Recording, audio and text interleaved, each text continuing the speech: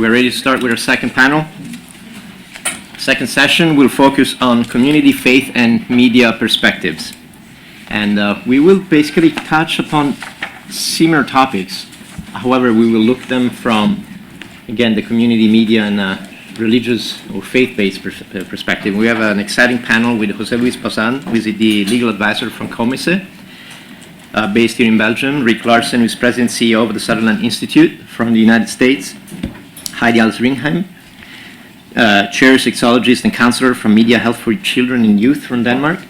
And Wilks, executive director of Deseret News, United States.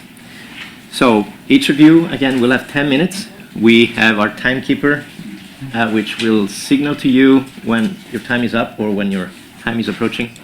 And then we will have time for questions with the audience. So Luis, you're first. Yeah,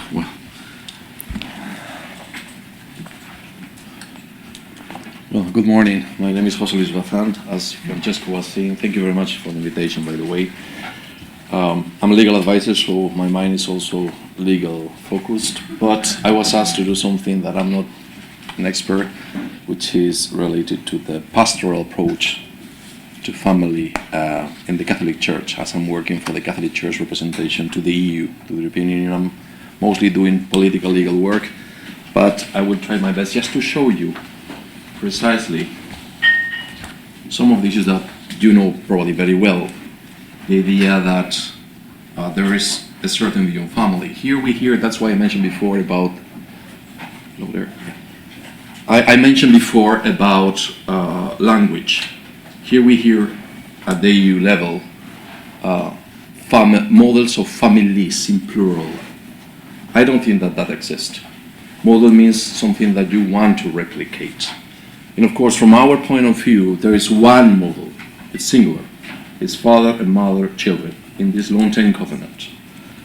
This is called the traditional view. I don't like that word, traditional, because traditions can be changed. But anyhow, this is the way that it is expressed. I think that we have to work a lot on language. This is absolutely crucial. The whole shift in culture comes from the shift in language. And I think that this is very important.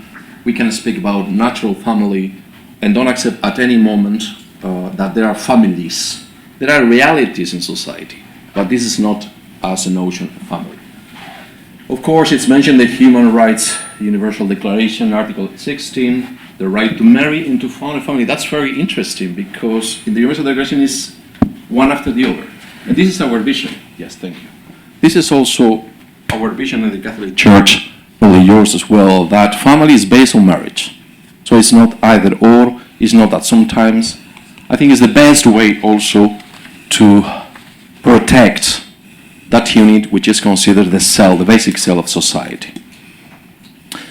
Of course, if we talk beyond political and legal language, in our setting of Christian views, we consider that God is there. So it's not something different, it's not a part. We tend, in the European context, just to make boxes. You know, one thing is family, other work, other is religion.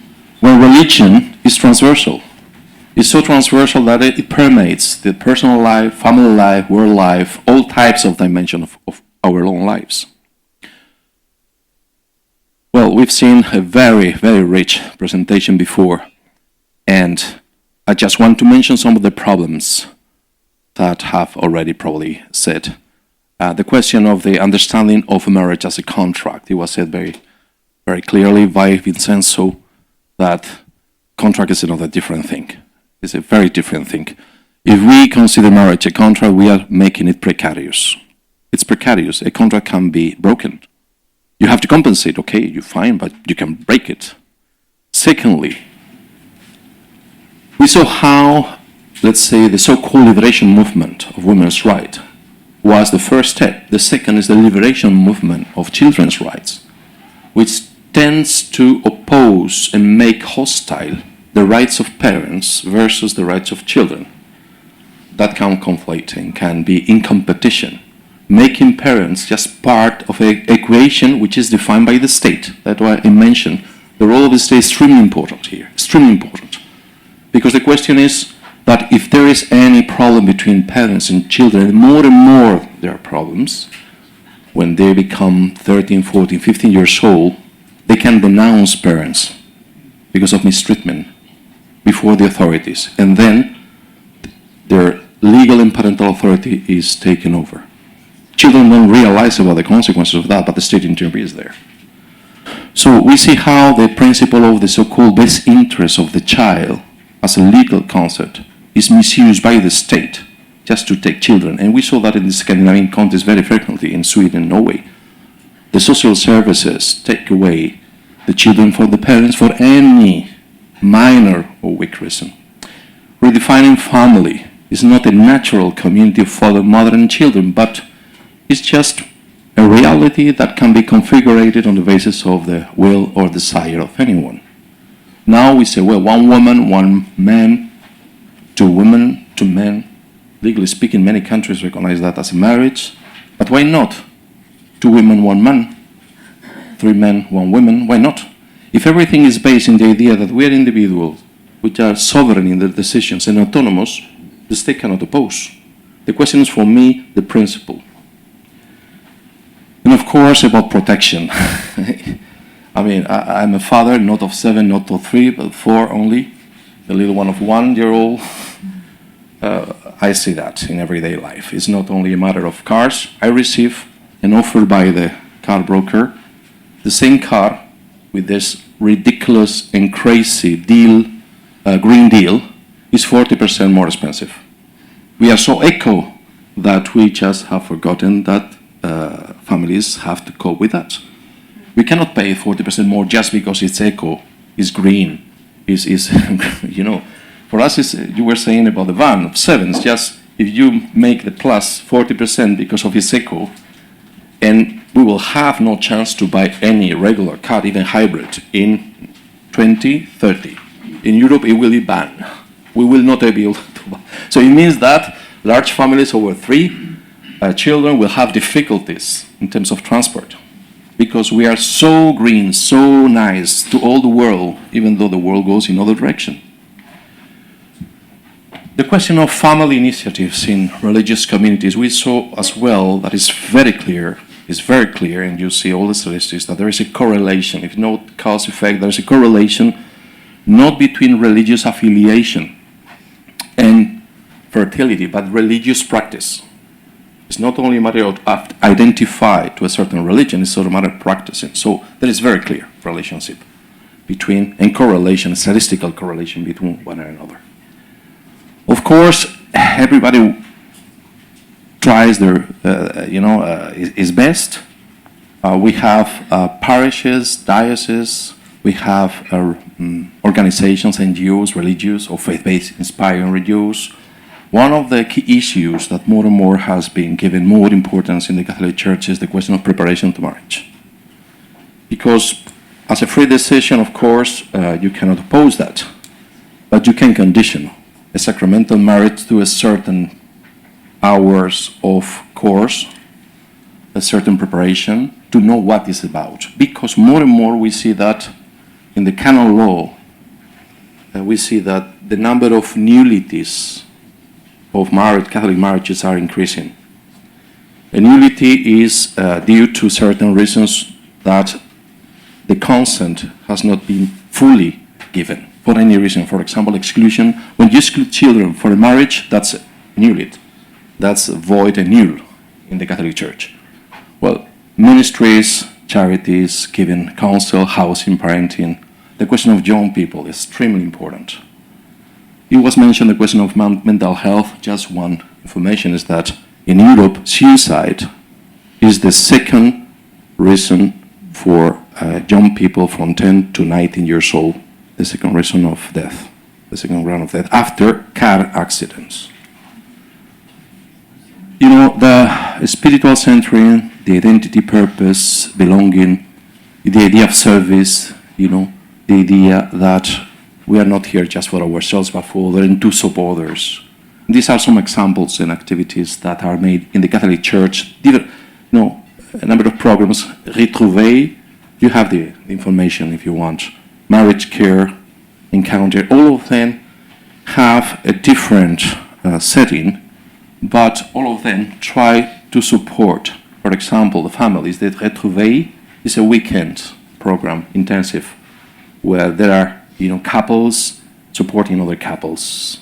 80% of couples are solve their marital crisis. So it's a very successful program. We have other teams of Our Lady in Italy, Centro La Famiglia, in the UK, Marriage Care. All of them are Catholic initiatives, among other Christian, even in non-Christian organizations that are trying just to help in the prevention of breakdown, but also in the conflicts in family among the couple or with children. So I will stop here because I think it's more important the debate. Thank you. Thank you.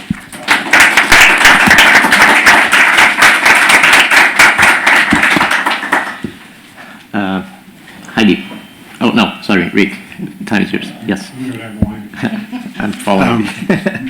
It's great to be here today, see friends from last year and new faces joining this effort. Thanks to all of you. Being in the second session, there's no doubt I'm going to touch on things that have already been mentioned, and it's right that I do. I lead the Sutherland Institute, which is a public policy think tank. As a policy analyst, we tend to linger on the question for a very long time, sometimes to the point of people wondering, are you ever going to get to the answers? And I'm going to continue to linger on questions because this is a very complex set of issues we're discussing today. And I do think I'd like to offer a little perspective that'll prompt some continued thought among the group, and hopefully we can share our responses to this. And ironically, I may question the validity of public policy on some of the issues that we're discussing today. And coming from me, that may seem counterintuitive. As I prepared these remarks, I realized I'm coming from at least two positions.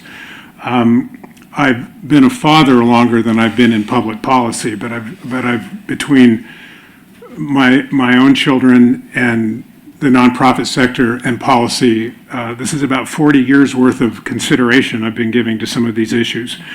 Our priority issues at Sutherland are protecting religious freedom and protecting the family as the core formative institution in society. There's a connection between those two that I hope to make, and I'll ask for your input as to whether or not I'm successful in doing that. It's ironic because we're talking about society supporting the family. We too often forget that it is the family that contributes to a functioning society. Somehow we've gotten these things out of alignment, and it makes it all the more shocking that we see the family itself in retreat, under attack, sometimes subtly, sometimes overtly. The very definition of family is changing right before us, and children being raised in a two-parent household is no longer the norm. As we observe the changing institution of the family, declining birth rates, the fact that statistically, according to Pew Research, 57% of people are now reporting that they just simply rather not have children, raises an interesting question. What do we do if people decide to make different choices that in the end affect society? So as this session began with the video message, there are a lot of why questions that we need to be asking. Now, there's no doubt that raising a family today is more complex than it may have been in the past. There are new challenges and influences. Social media and media in general are a tremendous influence. Candace, I'm right there with you. Actually, it's of interesting note. I actually started my career working in Hollywood. I actually worked for the evil mainstream media in America. You're sitting next to me. Yes, and I still hang out with members of the evil mainstream media. But it creates an interesting perspective of what really does influence our behavior. For what are we responsible? Where do we resist? Where are we blindly led? Where are we being influenced and perhaps don't even realize it? Among the many reasons, Janet is better suited to report some of these, and I won't review all the statistics, but there are certain contributing factors to this family in retreat. One would have to be identified as the social media influencers who denigrate and devalue the family. Motherhood is described as an inadequate pursuit, a limiting pursuit, but so too is fatherhood now. So there's equal opportunity offense in the social media attack on the family. Fear and uncertainty are often decided as reasons for the younger generations deciding not to have children. But so too are more self-centered behaviors, decisions, and I mean that in the context of decisions about the individual rather than the good of a family or a society. So why is social media that effective?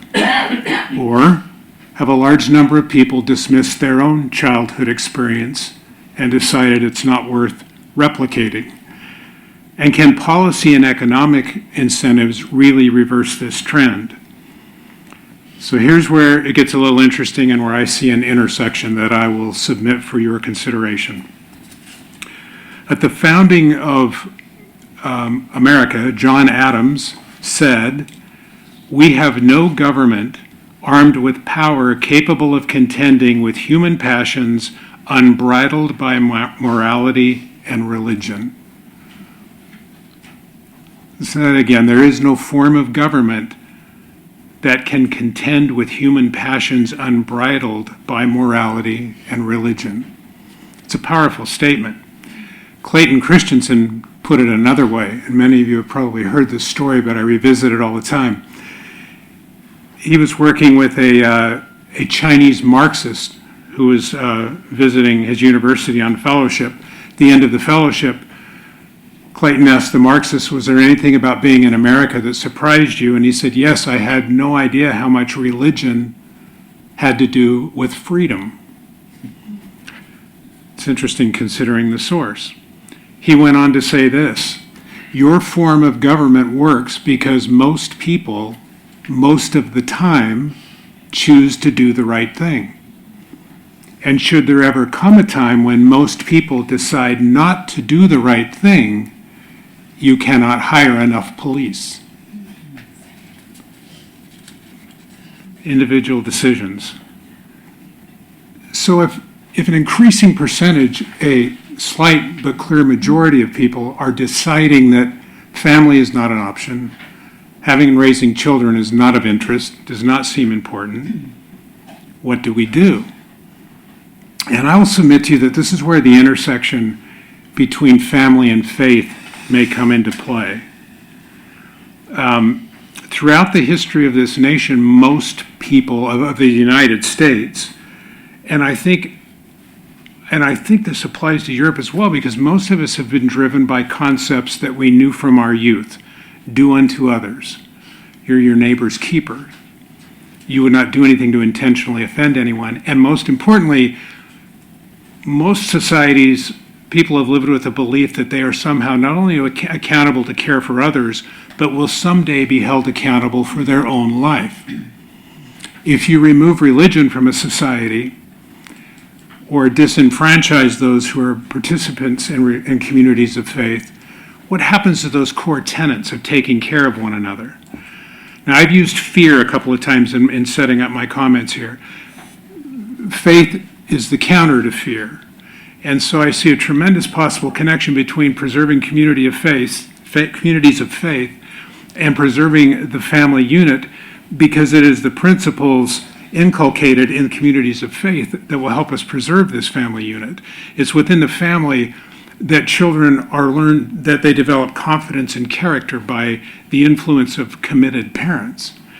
And I'm going to invoke, as I wrap this up, the words of a really good friend and scholar, Yuval Levin, with American Enterprise Institute. He wrote a wonderful book called American Covenant, revisiting why freedom has worked in the United States and some of our behaviors that are now counter to preserving that freedom.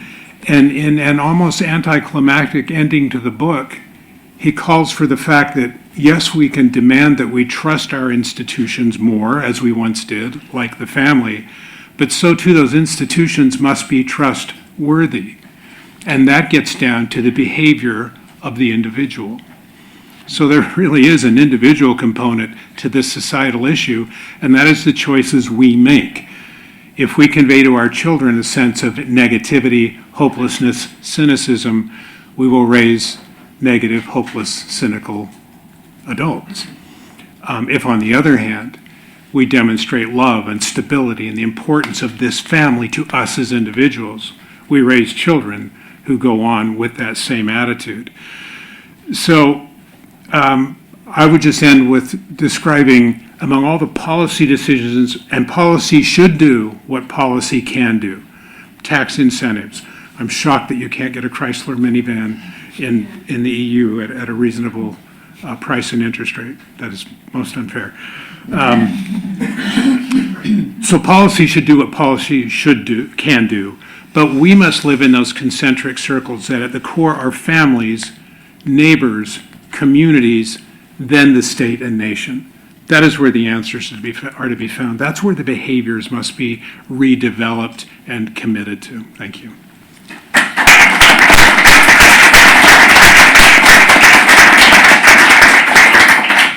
Thank you very much, Rick. Now time to Heidi. Thank you very much. In the break, I had to go aside because I was just so nervous. And not nervous in the way that I usually am, and I don't know why. Anyway, I went aside, and I tried to ground myself a little bit, and I did say a little prayer, and was just affirmed that everything's all right. And the one thing that I was confirmed in was, that I am a beloved daughter of a Heavenly Father and Mother, and that I have worth, and that I have a work to do, which I have seen through the many years that I have worked in the field that I do. So with that, I felt a little bit more light of heart that I could go in and speak my words to you. And what also I think has made me nervous is that I would have to go rogue on the structure that I had planned to speak to you today, because I have heard all these great presentations and remarks. So I've had to muddle my own presentation and remarks quite a deal. So I hope that this is the right things that I will be speaking to you, and they will maybe pinch your heart a little bit and maybe fill your minds. So with that, first, I'd just like to say that I actually feel like a bumblebee. You know, the thing of the bumblebee shouldn't be able to fly. Because when I look back at my start as a mother and living in Danish society, I have 9 children. I have 7 boys and 2 girls.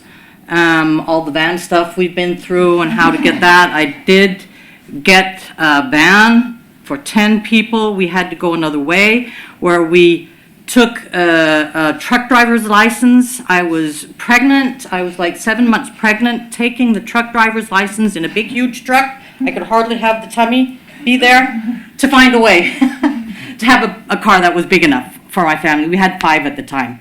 So the next ones couldn't be in the car. So just to put some perspective in that. So I just feel like a bumblebee. Also, in working in this, I feel like a bumblebee, and I shouldn't be here, because what do I have to bring to the table?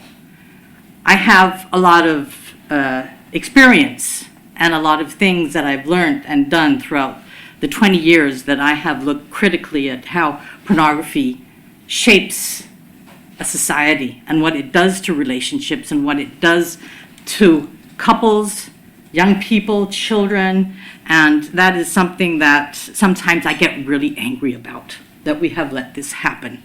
I get really angry. And sometimes I have to try to kind of compose myself when it gets to that. I'd like to share with you a talk that I had with a police officer a couple of weeks ago that I had contacted because he's an investigator. And he investigates cases with CSAM. If you don't know what that is, it's child abuse, sexual abusive material, earlier called child pornography, which we do not use anymore as a term. It is child sexual abusive material. This is what he investigates, cases And it's all men. It's all young men, it's all men of all ages from all different civil areas of society that get into this area, whether searching it, having it, producing itself by AI or whatever. He's been in the field 8 months, and it's just risen so much. So this is an area of huge extremeness, but also something that we really need to do something about. And you can just kind of think in your minds, what does this do to the men afflicted and their partners, spouses, their children, society? It just kind of ripples out. So that was just one case of example that I could tell you about that works. And this is in Denmark. And I think a lot of Danes, they would say, not in Denmark. But it is happening in Denmark. And it's not pedophiles that get out there. It's because they are formed by the pornography that they have seen throughout the years. Another experience that I had a couple of weeks ago, and this is just in reference to how my small parts can do something to like encourage and strengthen family values, is in our society. The chair of Mediahealth for Children and Youth, where we have this critical look at pornography, but also sexual education, and also politically work to put in some more awareness around this. We were the first in Denmark to talk about age verification, if that term is something that you've all heard about. We are testing this board game that is to be used in connection with sexual education, and it's both the primary, the later, the senior classes in primary school, but also the first kind of schools in secondary age groups in secondary school. So we were out testing these games, and for 2 of these sessions in the testing, I was privileged so I could introduce the NGO that I represent, but also the game. And I usually start many of my sessions where I say, I've been in the porn industry for about 20 years. And then I've got their attention, these young people. And they were aged from about 15 up to 18. And then I'll explain how I'm in the porn business. And then I go on to tell them that I have a family and I have a husband, though deceased 3.5 years ago, but I still love him. And I still feel connected to him, and I still feel that he's a part of our life. And then I tell them that I have a lot of kids. I've got 9 kids, 7 boys and 2 girls. And they're just like, whoa! And I can just feel in the room, they're like, can that be done? Oh, families. Wow. And then I also say, I've enjoyed a rich sexual life with only 1 man in 31 years. That can be done. I think I'm kind of extinct, but it can be done. So this is my input to the young people, and I think I'm planting small seeds in the way I present this in my way of doing things. So my role, if I look at my role in supporting families, it's been of huge significance that I've been raised in a Christian-focused based family and church environment to do the things that I do today. I could not have done them if I did not have that world that I lived in, so that I can be strong and stand out and talk my way of mine in a secular society like Denmark is. Denmark was the first country in the world to legalize pornography. I'm very ashamed of that, actually. But it was a Pandora's box that just hit out. And no one in the political system who opened that box thought to look and see, are there going to be repercussions about this? Are there going to be any consequences? It was first when other countries started to look into it and knocked on the door of some of our political leaders and said, you've got a problem, Denmark. Something's rotten in the state of Denmark. Because we were the producers of the child porn. But we didn't look to all the other porn to see if that had any repercussions on the society at all. So first and foremost, supporting and strengthening my own family, and then having this solemn desire to support and strengthen families in the Danish society in general has just become this big passion of mine. And looking back, it did not turn out the way I had anticipated. I did never think that I was going to work fighting against pornography, I can tell you that. But this is a way that I have been led throughout the years, and to speak up and stand up and do the things that I've done, I could not have done them alone. We have this report that we put out in 2021, which has given us evidence and data so I could speak my voice even more strong and clear to say things are wrong here. I do not say this is something, happening to family, but indirectly people, they can figure that out. And just to kind of end this note with the work that I do, and that it is not the work of mine alone, but sometimes we have to put in grit and hard work. This report was published and put in the Danish Parliament a week after my husband died. So I was in there fighting for the kids and families of Denmark, and my husband had just died, but I know that he was sitting on the front row and cheering me on for this work that I do in this little area of supporting and strengthening families, which you've already heard with Janet's motion, that this is something that is really ruining families, and it is big time. Thank you very much.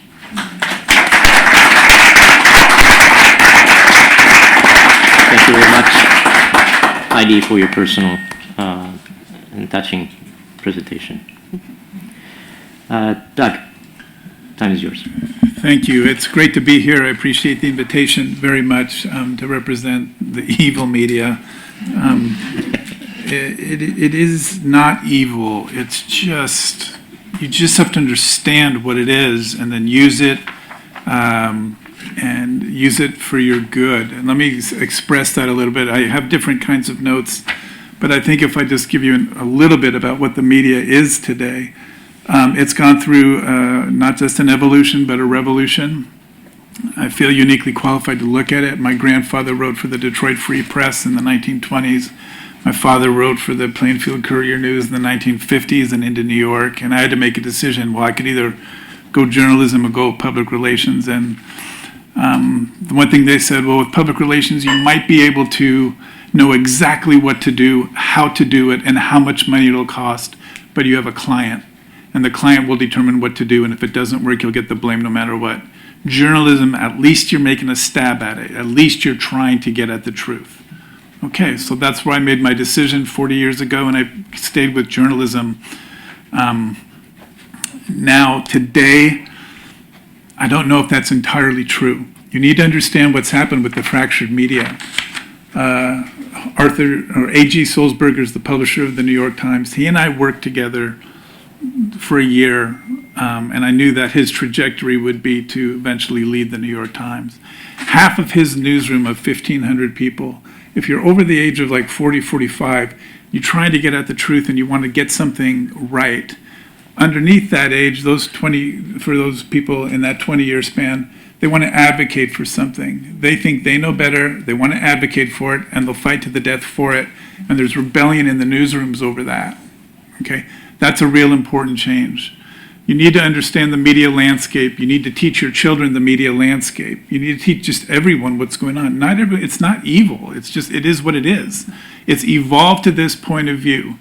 CNN has a point of view. Fox News has a point of view. MSNBC has a point of view. There's very small readership. The New York Times has a very large readership. It's an agenda-setting paper. But even within it, they don't know what the truth is. Now, I'm bold enough to say at the Deseret News, we believe there's something greater than ourselves. We believe we understand the source of truth, and it's divine.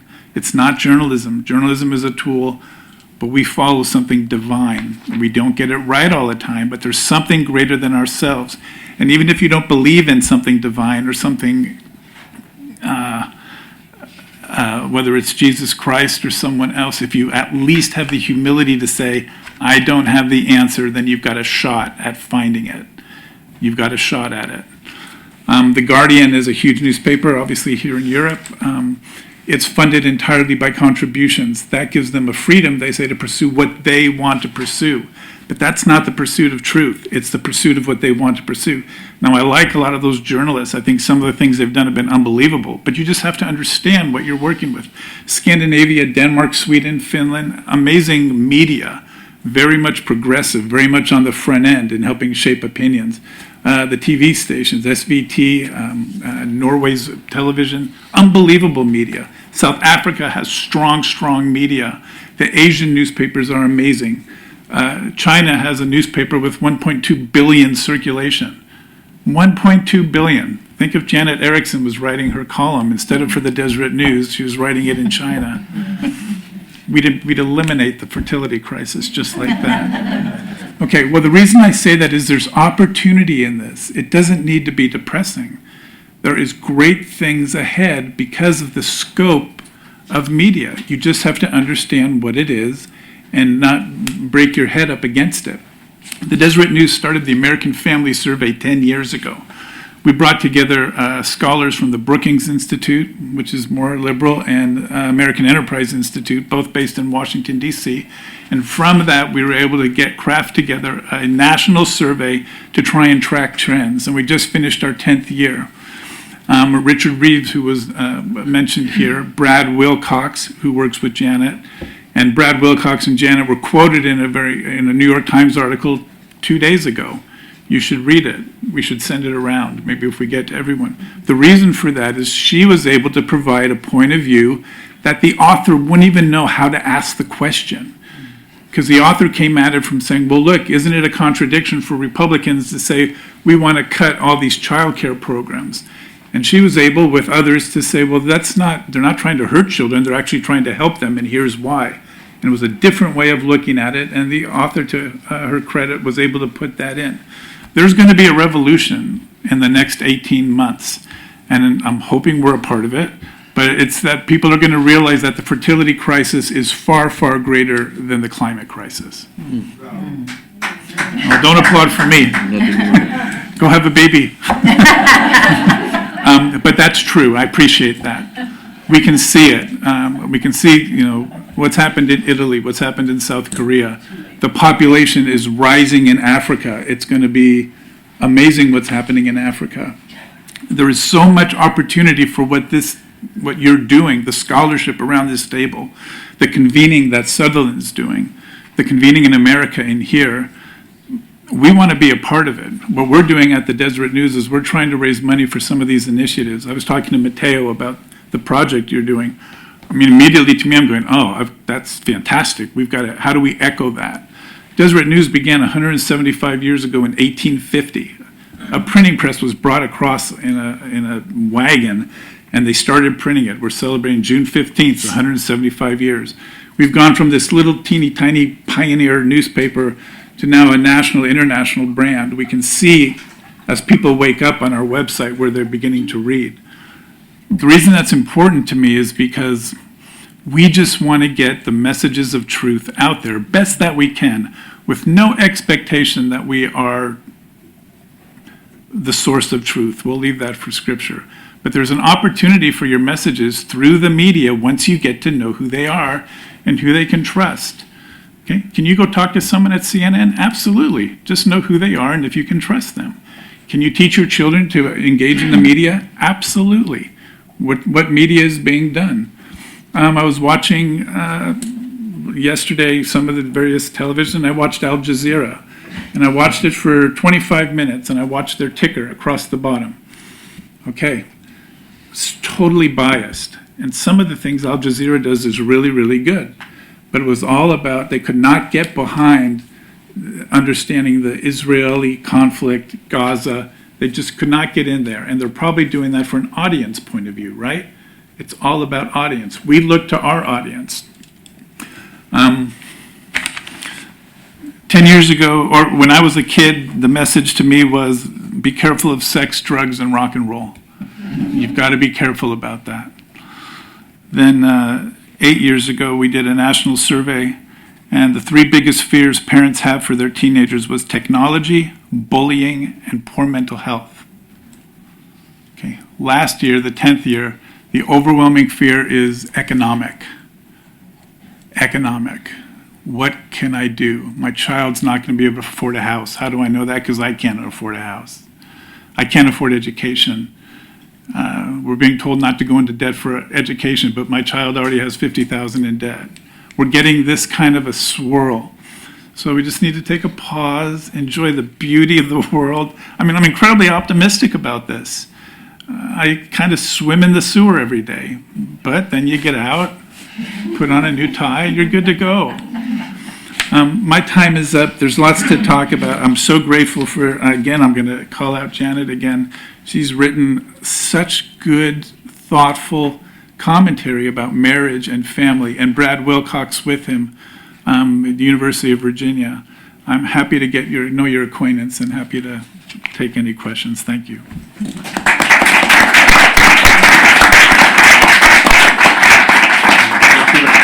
Thank you very much to all four of you. I think if I go through my note, I appreciated a lot the Catholic perspective from a doctrinal point of view, also on the family that José Luis shared. Rick, I liked your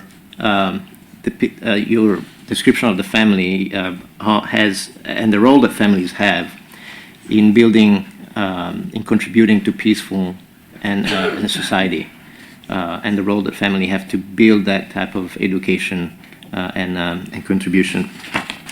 Heidi, it is scary in a way to imagine what you call the ripple effect within families and the way it goes out into society that pornography can have, and the important work that you and people like you do. And Doug, I had multiple things. I like when you mentioned that there is opportunity through media. Sometimes when we talk about family policies, or even another field of work here in Brussels is freedom of religion or belief that we work on as an office, and it's really hard to catch the attention of the media on this issue. It seems like every time we want to catch their attention, there has to be a controversy, there must be a fight or something of some sort. Otherwise, it's hard to get their attention.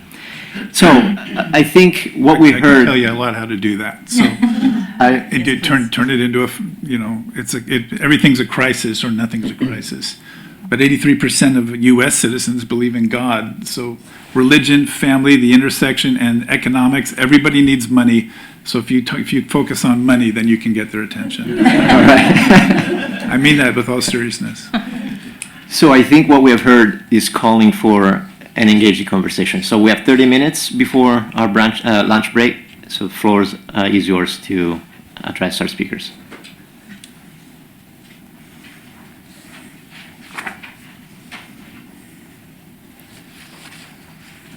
Chair, two quick comments. Number one, Doug, when you were talking about the journalists, that they have a bias and they're going to preach it. It's like a religion to them.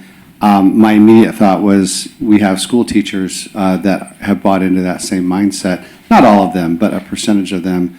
And I know in Utah we keep on trying to pass laws to make the classroom a more neutral playing field, and then the teachers just try to look for loopholes. And I could give several examples, but I'll move on. Heidi, I appreciate your presentation, and it's amazing to me because I've worked on age verification requirements for pornography or sexual abuse material for children in Utah, and so all of you are familiar with the internet, and there's all kinds of sales on the internet globally for things like gambling or lottery tickets and vaping or tobacco products and alcohol or wine. And all of these companies, for over a decade, they've known exactly how to age verify, because you can't ship a case of wine to a 14-year-old girl in Kansas. Everyone knows that that's illegal. But when it comes to pornography, these sophisticated billion-dollar corporations, they're like, how could we possibly know how old our consumers are? And it's just a game that they play. They feign ignorance when they know exactly how to do it. Do you want to comment on that, Heidi? Yes, but it's totally true, and that's part of the big work and fight here. that there are so many of us who are in this area in business. We know exactly what's going on, and they know what's going on, but they're not taking responsibility, and they're just trying to push their responsibility everywhere they can go. So they just, with their algorithms and their designs and everything, to make money and not actually be a part of society and benefit the family, for one thing. So this is something that's occurring all over the world, every country, every state in the world, where big tech has just put their big fat footprints all over the place, and they're not willing to take those feet out of the countries, taking more responsibility. So that's why there's a huge work going on here in Europe. Some of the member states are a little bit hindered because we have the EU Commission that has put some prohibitations so that we in the member states can't do anything about it. But I am positive that something will happen also with the new DSA, the Digital Service Act, and that things will go a better way now. And we have some really, really great NGOs in Denmark that are really fighting a good fight when it comes to the justice, but also the regulation and the policy work from a higher point of view, because as a total in Europe, we will be stronger if all the member states are standing together on this one and can fight against those companies. Yeah.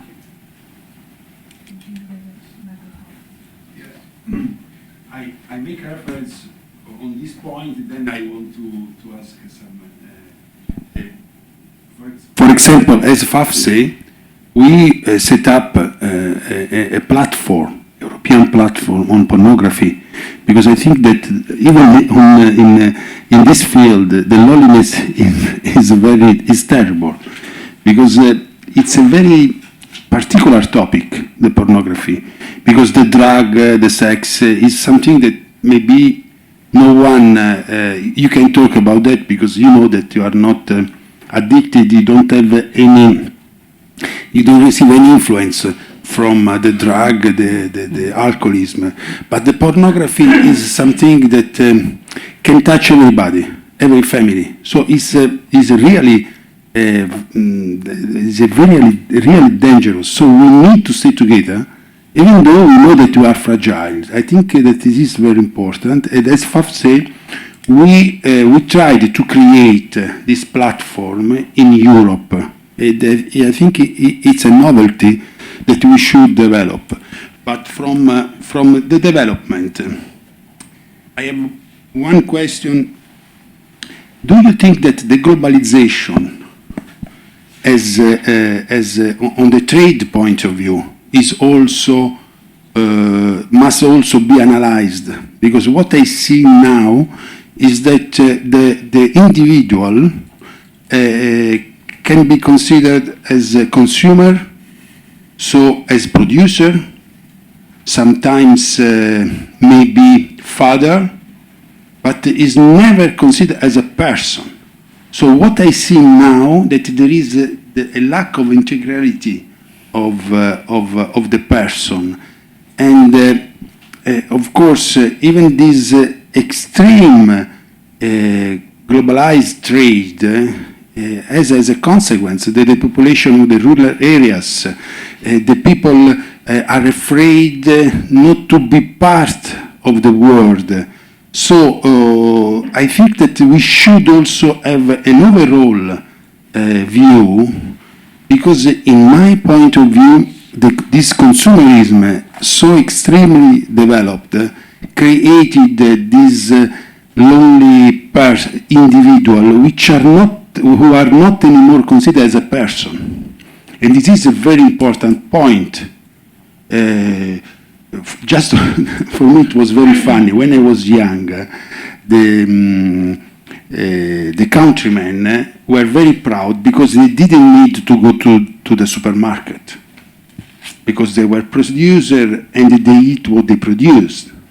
Now, we did, even in Europe, I'm talking about Europe, in Europe we did this dirigistic policy. The countrymen go to the supermarket. Because in one moment they are producer, then they are consumer.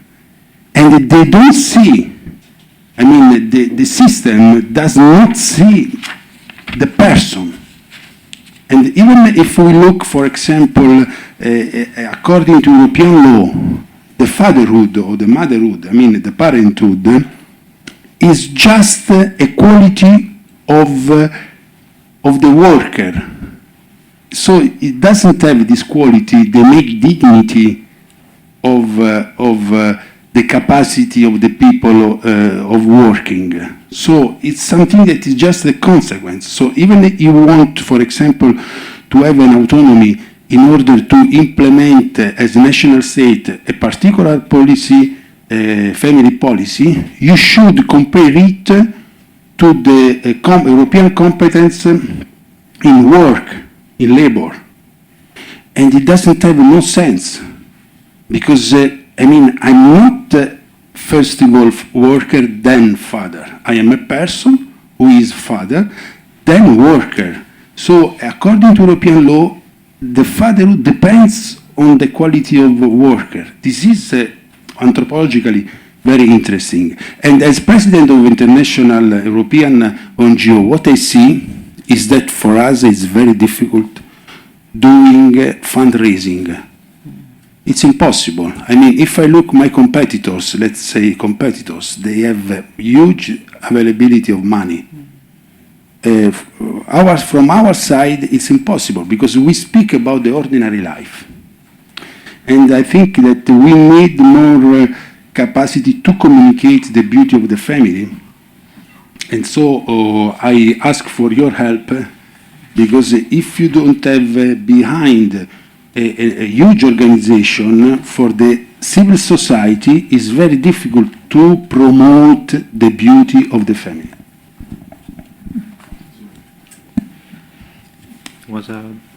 Yes.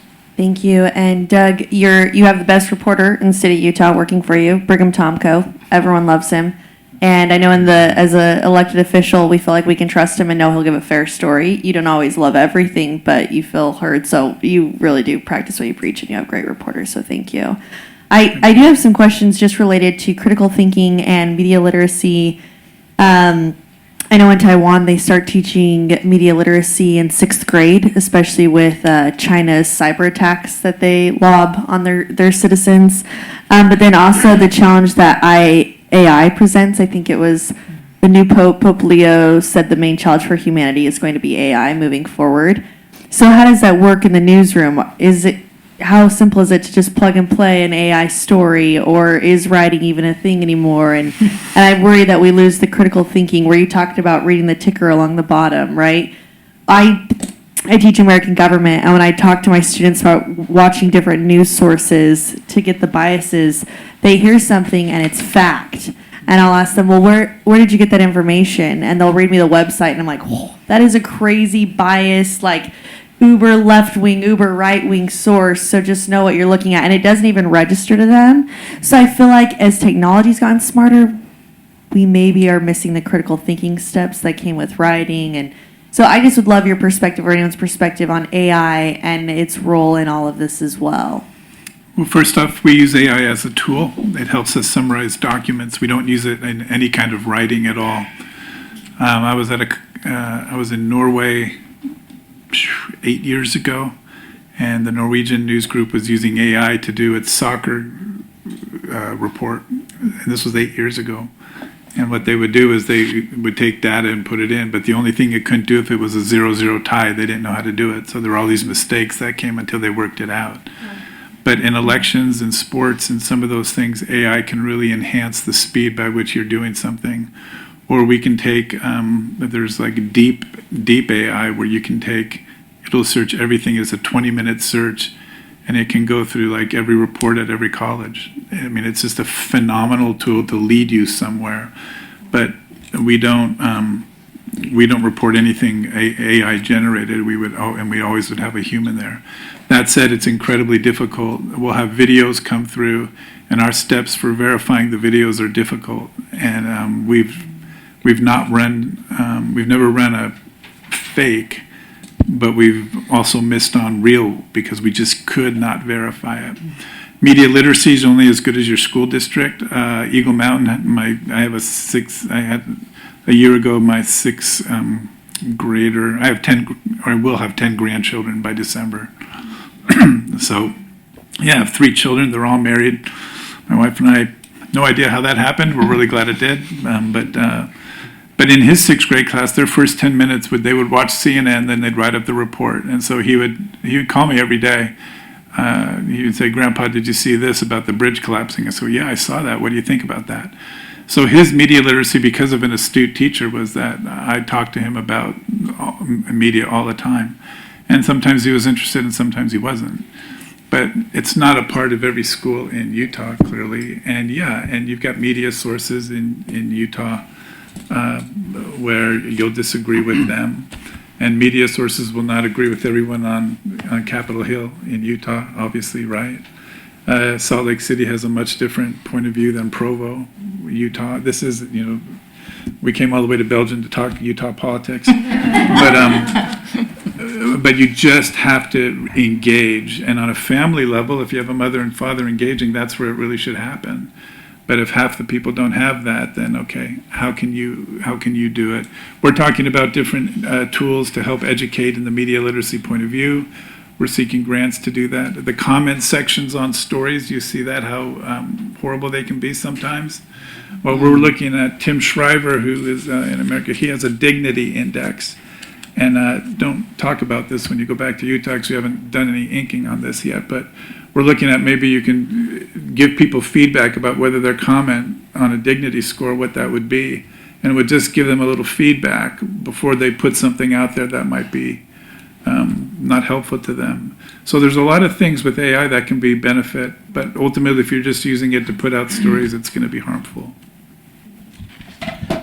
Well, I just want to jump into the issue of information, because when it comes to the European Union, I'm quite worried about the new legislation on misinformation, disinformation and fake news, because currently if you write online in social media that marriage is a union between a biological male and biological female, that's fake news for the EU. Or at least misinformation or disinformation, because they will say that's wrong. So the question of control of information in social media, it will be a big issue, not only in terms of critical thinking, because even if you have critical thinking, you will not be able to say your opinion or your views. For Christians, that's going to be a challenge, because we've seen some cases, very leading cases in many countries, in the UK, in France. So that's one point. The question of self-censorship that will be following the hate speech legislation that we know that in the US, but also everywhere. Some weeks ago, there was this judgment of the Superior Court of England saying a woman is a biological woman when it comes to English and Wales law, English law that uses the term woman. It should be interpreted in that way, biological woman. And the question is that the authority of the court was put into question by those opposing that. So now we don't have any instance that is the final accepted instance, and that's a problem. The second point I want just to mention is the question of the information now is very fragmented. Most of young people do not read, even online. They just go to TikTok. I'm a very fan of TikTok, and I receive a lot of information about short speeches or part of the speech of Trump or Putin, of this and that. I get a lot of information, sometimes contradictory. We know that TikTok is in hands of whom, and we know how it can be easily driven. Here, we cannot read any information from any Russian media. It's banned. We don't have access to TASS, Pravda. I mean, it can be right or wrong, but just to compare what they say. I can receive from my own, or VPN, you can use it sometimes. But the question is that we have a lot of rival narratives in Brussels. I've seen, for example, every time you speak about Turkey, you find 5-6 people from the embassy of Turkey there. I wrote many years ago a short piece about the situation of Cyprus, north of Cyprus invaded by Turkey since 1970s. Even they are there. And some days later I receive a very long email by a professor of the Ankara University saying what you say is wrong. What do you mean it's wrong? It's the UN position on Turkey, the EU position, the international community position. So the question of information is not only a question of opinion, it's who controls information, and at the same time, who is the one that can censor you. And I think that very politely, as we speak of polite persecution, Pope Francis spoke about polite persecution of Christians in the West. Polite persecution, they are very kind, as soon as you do not contradict. Can I just say a couple of comments too? Because now this is about the media and, how can we, fake news and things like that. But I'd also like to just direct our attention to media literacy in schools and how important that is. And the three-pronged, I think you talked about the three-pronged, paths that we need to go. And one of them is education.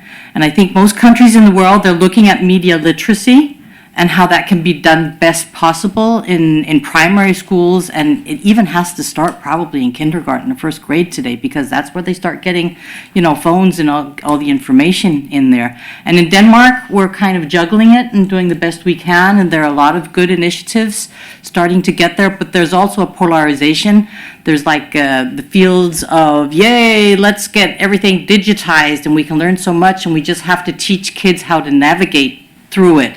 And then there's like the more critical, like saying, yeah, we need to use it, but balance it out.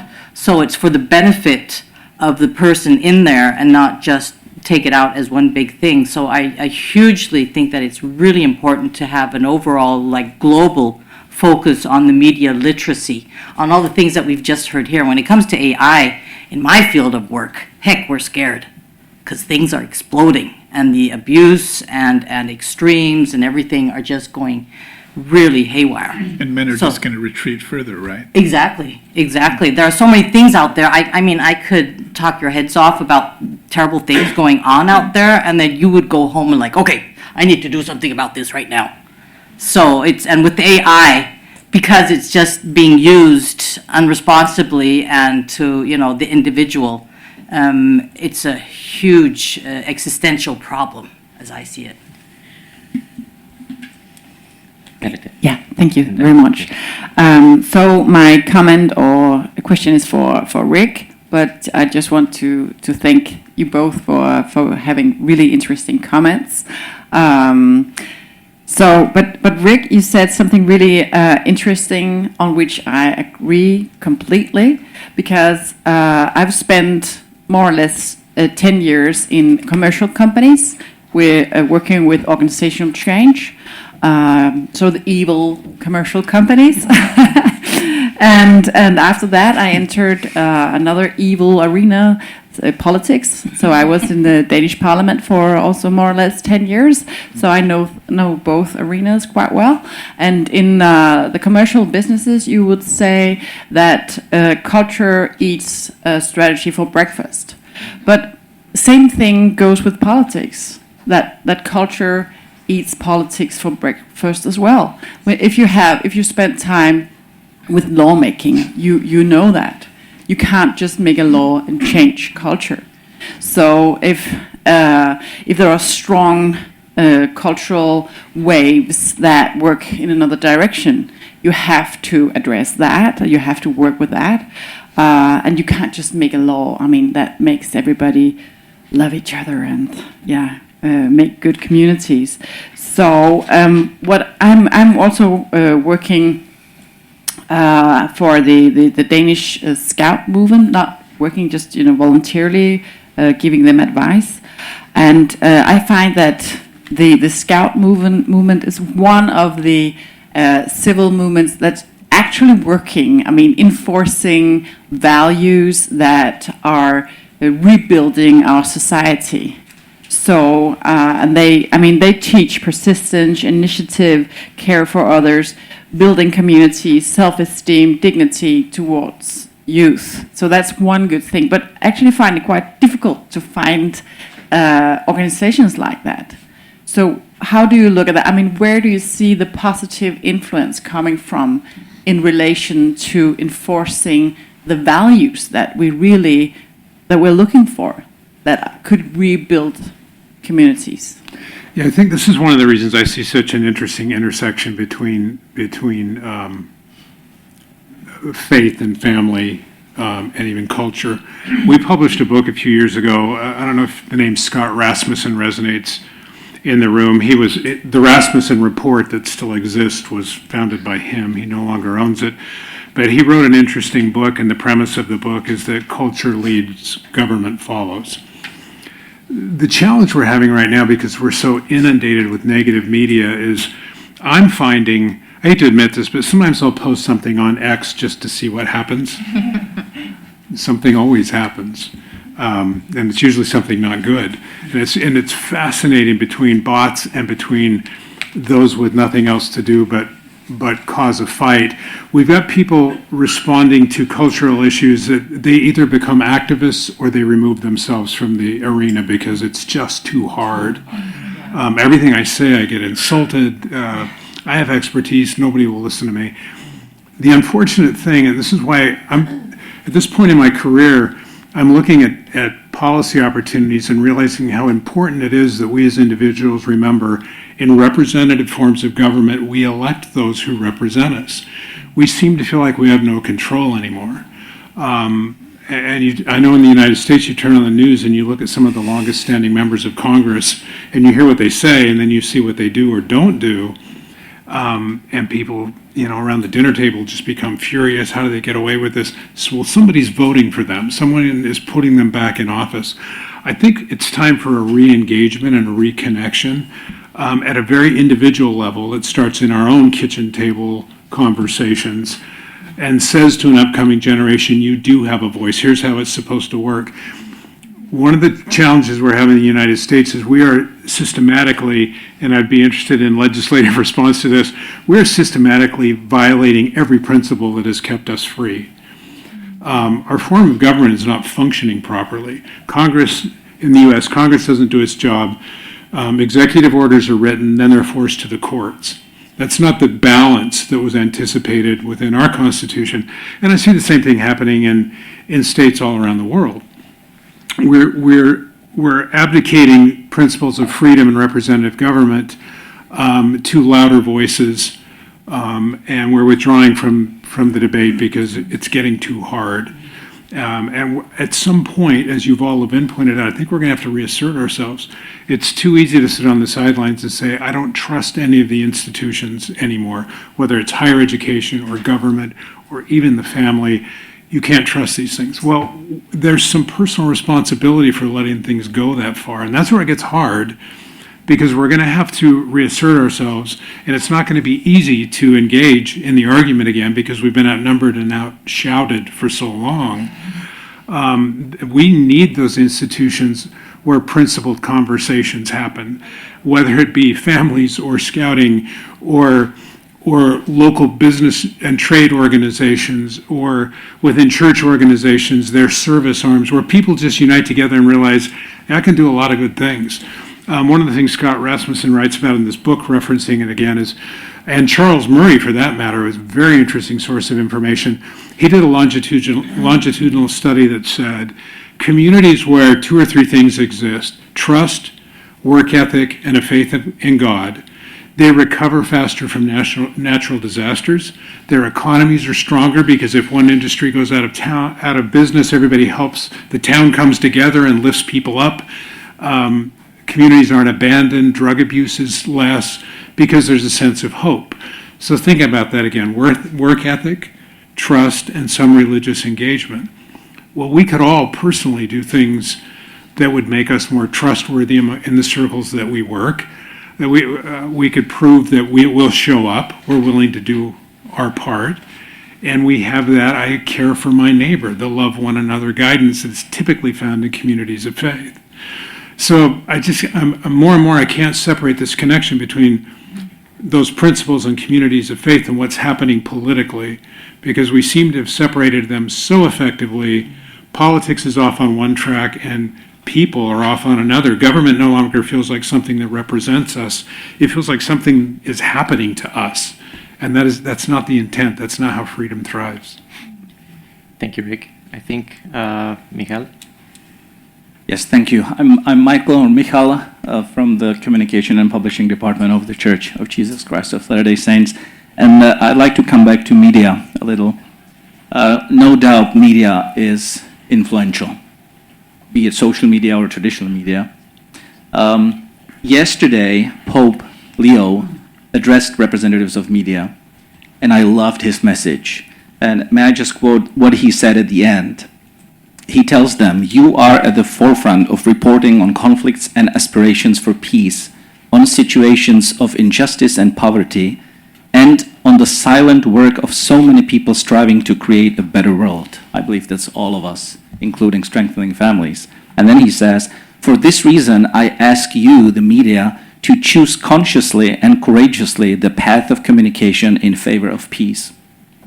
Well, one of the reasons I loved his address so much is because the head of my church, President Russell M. Nelson, speaks about this repeatedly, about the way of we communicate and we represent or present the truth to the world. And my question would be, how, research shows that people want to hear and read stories, positive stories, which is not what we really see in media a lot. So my question would be, and it's particular for Doug, but anyone perhaps has opinion there. How can we, as people striving to create a better world, whatever position we have, how can we help or facilitate the process of getting the truth or the divine message? And we believe family is ordained of God. It's right at this at the paper that you can find in your booklets. How can we get media to present more truth? How do we engage with media or with people who are influential in the media world to report on truth and to be more positive, including strengthening family? Is there anything we can do to make or motivate media to report more positively about truth? Yes, but you can accept what I say or not, but we don't think in terms, journalists don't think in terms of positive or negative. One person's positive story is another's negative story. Peace in Ukraine, is that positive for Ukraine or positive for Russia or negative for both? It's just not part of the conversation for a journalist. It's trying to get factually at what is happening and what is right. The Pope talked about giving voice to the voiceless. Well, that's a journalism ethic that started 100 years ago, voice to the voiceless. But you have to look at, in the context of our conference, family, everything difficult, imperfect, contrary, but beautiful is focused on the family. Every struggle, every monumental effort. It is the center, and you can't just have a family reporter or a religion reporter. You have to say, this is the center, and every issue goes through it.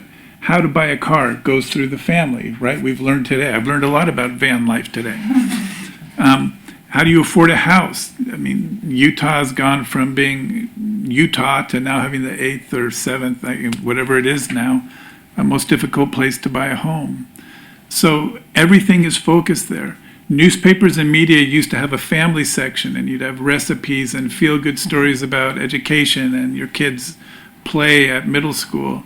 So just the language, if you want to get something done, help people understand, everything goes through the family. It's all about money. And if you don't take it seriously as a reporter, you're going to collapse. You're going to miss the story. The intersection between religion and family is monumental. Watch all your sports teams. All of them have some faith, and it used to just be praise to God, and then they'd move on. They're not moving on anymore. They're in that place. They see value in it. So in every aspect of life, whether it's sport or how you're making a living or what your child's doing, or bullying or anxiety, suicide, it all runs through family. So the conversation you need to have is, don't send anything blindly to a news organization. Find out who's doing what. Just go read. Go read who's doing what.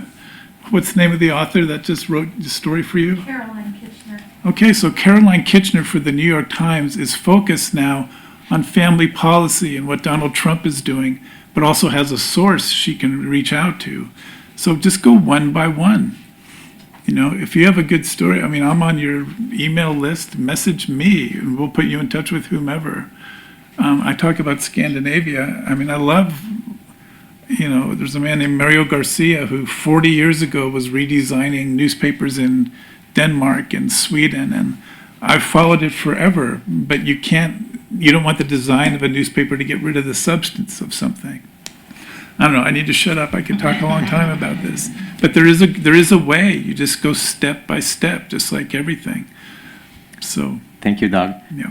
In the interest of time, if Jose Luis, Heidi, and Rick would like you to share your final thoughts, and then Well, we wrap up. Yeah, very shortly because we have no time. I think you mentioned media, social media, but I think that there is a third pillar, which is fictions. The question of scripts. We need people that make this and write scripts which are portraying family as something valuable. Not Christian as crazy people, which are not educated, they are radical. So I think that that's crucial because young people don't read news. Young people go for social media for certain purposes, but most of the time not necessarily news. But I think that creating narratives which are positive in fictions, in Netflix, nearly impossible, but in others, even if it's one step, even if it's minority audience, I think is one point. The second, I think, is extremely important. You have university, being a young university, I think it's extremely important to create journalists in colleges and schools of journalism that have this understanding, going beyond the classical journalism, as well as arts college. We need people that create a certain culture, painting, music.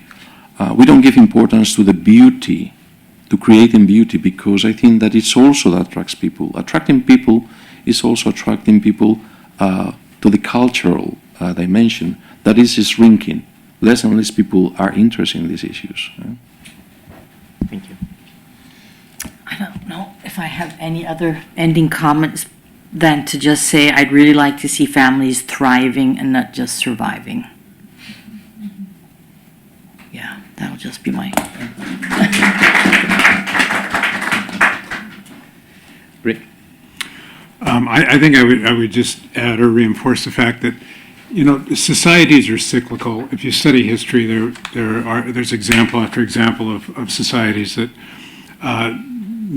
whatever came together to form them, they go through periods of tremendous difficulty, then growth, then prosperity, then complacency, and then downfall. And I think we're at a point in many of our communities and states and countries where we've been relatively prosperous and comfortable for quite a while, and we've been glad to just let somebody else worry about what our children are taught in school, who makes the decisions. Somebody voted, I guess everybody wants them, they won the election. We just keep stepping back a little bit. I really would encourage personal engagement and studying how government was intended to work and serve the people, the power of our voice. Doug mentioned it earlier. Companies don't continue to produce and distribute products if there are no buyers. And so we're shocked when we see things in the marketplace that we're not happy with. Somebody's buying that. Somebody's making money from these products, whether it's pornography or more tangible, less damaging, but still unfavorable things that we have in society. There's tremendous value in the consumer voice, in the voter's voice, in communities and family voices. And we need to not be afraid of that engagement. And I say that knowing how difficult the initial reentry is. But I think we need to reclaim these principles of freedom. Thank you. This was another amazing panel, and thank you so much, all of you, for your contributions.